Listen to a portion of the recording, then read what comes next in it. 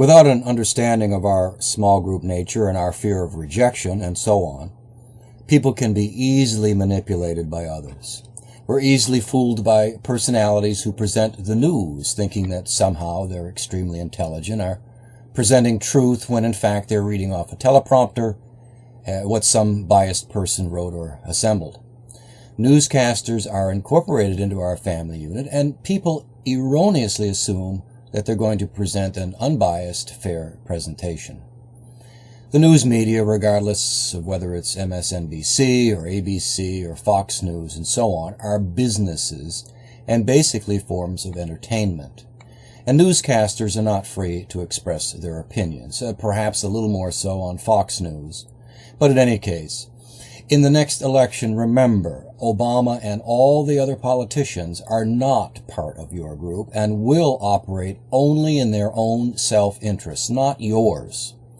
I'll have a great deal to say about politics and politicians as we approach the next election.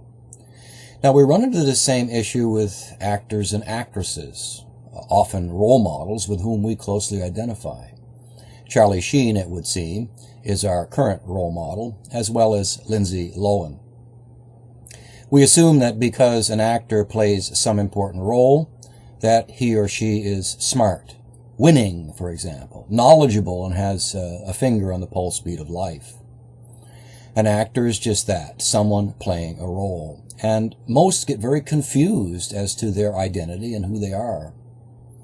And to assume that they have some special knowledge to guide your actions is a big, big mistake. Actors and performers of all types, just like anyone else, are subject to peer pressure and often fall into the liberal Democrat camp because their careers depend on it. I have noticed that many actors, for example, despise the Tea Party or Rush Limbaugh, but when asked if they would expand on this, they can't. The Tea Party and Rush Limbaugh are despised simply because performers have socialist friends, peers who despise them. One cannot make a decision on politics or the truth of ancient alien hunters unless all sides of the equation are investigated, which requires reading or listening to people you have been told to despise. The Catholic Church is an organization in the forefront of censoring anything with which they disagree. From their perspective, if information does not come from them or is contrary to their position, then it comes from the devil. It was St. Augustine who said, "Curiosity is one of the worst temptations of all." In other words, stop thinking. Returning to the ancient aliens, let me give you some examples of how gullible people are taken in, how the unwary are snared and become true believers in a rather absurd position. We are told that ancient aliens had advanced technology, ray guns, atom bombs, some of which they gave or loaned to special people. Let's consider first Thor's hammer or Zeus's lightning bolt. Thor's hammer, or Mjolnir, means crusher, referring to its pulverizing effect. Mjolnir is possibly related to the Welsh word mallet, or mallet, with both words being translated into lightning. This parallels with the idea that Thor, being a god of thunder, therefore might have used lightning as a weapon. According to the ancient alien hunters, Thor's hammer, also a lightning bolt, is a piece of alien technology used by aliens or given to humans to crush their adversaries. There are numerous gods in the mythic literature who wield lightning bolts or axes to defeat adversaries or evil. In Hindu mythology, for example, there's Indra, with a lightning bolt. In the Hittite, there is Teshub, who has a triple thunderbolt. Zeus in Greek mythology has a thunderbolt weapon, just as his counterpart Jupiter in Roman mythology. In Mayan mythology, there is Huracan, at times using a thunderbolt. In North American Indian myths, there are the Thunderbirds, and so on. In more recent times, we have Harry Potter and his scar in the shape of a thunderbolt, which was actually caused by a thunderbolt. A lightning bolt issues from the magic wands of Harry Potter and other players in this very interesting storyline.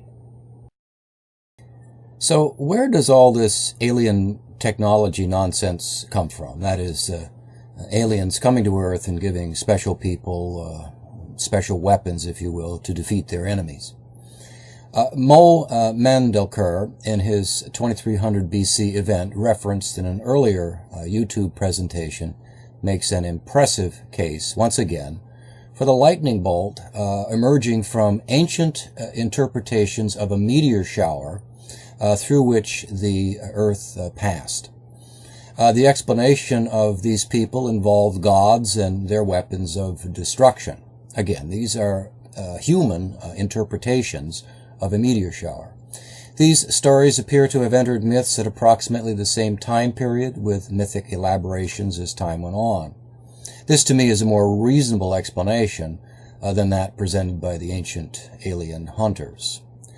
Another, in my opinion, absurd positions by the ancient alien hunters is the Ark of the Covenant carried around by the Jews. The ancient alien hunters tell us that this is a secret weapon bestowed upon special people by aliens. So what is the Ark of the Covenant? First of all, we must appreciate the connection of the ancient Egyptians to the Jews. As they were constructing their storyline, which would give them special privileges and land holdings, the Jews borrowed many myths and personalities from the Egyptian sources. For example, Joseph, the son of Jacob, who was Yuya in ancient Egypt, and Moses, who was Akhenaten, and again, I'll argue with anybody about this. Then there is the Aten sun disk, the symbol of the holy mushroom, who becomes Adon or Yahweh among the Jews. Unable to develop a truly unique storyline, the Jews also borrowed the Ark of the Covenant from the ancient Egyptians. During the many Egyptian festivals, for example, the Opet festival, the priest would take the god Amun from his temple in Thebes and place the god in a covered enclosure and place that enclosure on an ark or boat or bark and parade it through the streets. This was as close as the average person ever got to that statue of the deity. You can see an example of this over on the right in this slide. People would jump in front of the ark and ask yes or no questions, while the priest responded by taking a step forward for yes and a step backwards for no. For example, a person might jump in front and ask, will the crops be good this year? A yes was signaled by a step forward and no by a step back. Also in this slide on the left-hand side, we can see an 18th century conception of the Ark of the Covenant carried by the Jews. Supposedly, they carried the Ten Commandments in this ark, but what they carried was their God. Chris Bennett and Neil McQueen, in their Sex, Drugs, and Violence in the Bible, say they carried several pounds of cannabis. I suggested in Failed God, Amanita muscaria, the holy mushroom, and perhaps Egyptian henbane for their anointing oils. Either way, what they carried was their method of communicating with their deity. This was not a secret weapon that Joshua and his tribe paraded around Jericho, nor that which they used to defeat their enemies. Enemies they created, and out of which they had many. The ancient alien hunters have accepted the Old Testament as history, as fact, a mistake by anybody's standards. The presentation of the Ark in the Indiana Jones movie is very entertaining, and it's a very entertaining movie, and it's just that. Entertainment, not fact. Now, there very well may have been an ark, and it might still exist, but it is not a secret weapon and was borrowed from the ancient Egyptians. The ancient alien hunters need to explain why it would be given to the Jews in the first place. Yahweh was a demon, and the Israelites were a self-centered people who believed that they had been given special privileges from the pharaoh Akhenaten, a god on earth, who could bequeath them anything he wanted. Entitlements, if you will. See my Failed God for a review of the development of Judaism. Now, the Jews treated outsiders very badly. They killed or enslaved them. They are certainly not presented as decent people in the Old Testament if you choose to read that document as fact.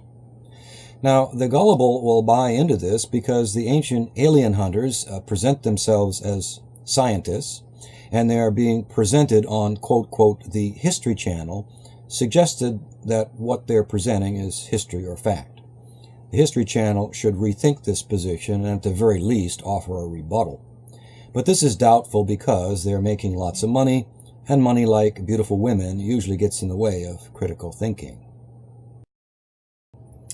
Then there are the many cities or ritual sites once on dry land, but now underwater. What happened? Is this something caused by ancient aliens? Well, the ancient alien hunters would have it that these advanced civilizations were destroyed by aliens, or perhaps they possessed advanced technology given to these humans, if you will, and the humans destroyed themselves.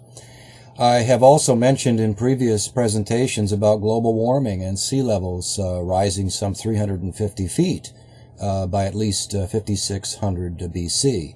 Most, if not all, of these underwater sites were on the edge of oceans and naturally would end up under the ocean when the ocean rose 350 feet. Even today, we fear that oceans will rise again with global warming. And to date, no one has blamed this on aliens. It's been blamed on humans and the Industrial Revolution. Also, as Mo Mandelker suggests in his 2300 BC event, the meteor shower placed small particles in the atmosphere around which moisture accumulated, creating torrential downpours, or flooding, if you will, and this is mentioned in myths all over the world. So thunder weapons of Thor and Zeus and flooding all have natural causes, more reasonable causes than aliens. And only gullible people subjected to peer pressure or taken in by authority figures will believe such absurd positions. To present the ancient alien hunters' conclusions as fact is another example of dumbing down of America. Now, one final issue. What about the evidence presented for alien visitations in our own time? Certainly there are some events that cannot be explained at this time, but much of it can be explained in terms of optical illusions, high-flying weather balloons, advanced technology being tested by the United States and Russia, people on drugs, let's not forget that, space junk falling out of space, or just plain fraud. There's been a lot of that, certainly. Most of what passes for alien abductions doesn't make sense and can be explained in other ways. Because there are other explanations for what appear to be out of ordinary events, why is it that certain people are prone to jump to the conclusion that it's alien visitation? Well, replay this video and rethink the dynamics of gullibility. The most reasonable position to take is this.